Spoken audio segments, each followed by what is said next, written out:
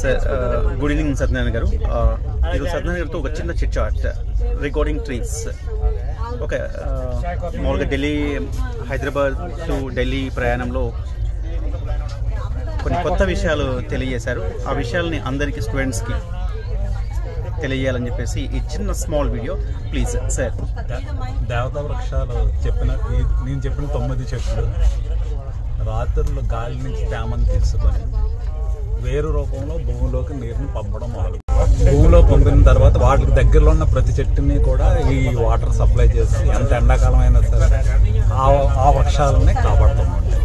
ఈ దేవతా వృక్షాలు చేసే పని అది. మనం ఎప్పుడు ఏం చేసినా ఈ 9 ప్లాంట్లు వేయగలిగితే భూమి మీద ఎప్పుడు పచ్చగా ఉంటాయి అన్ని చెట్లు కూడా.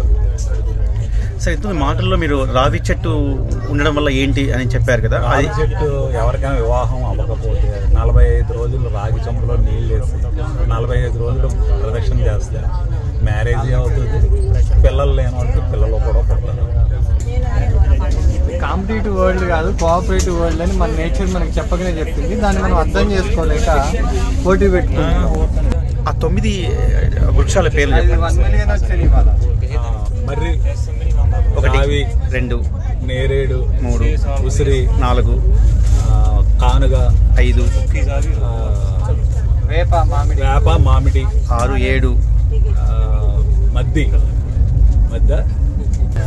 అండ్ ఒకటే 9 లాస్ట్ మొలక 9th 1 మొలగండి. మొలక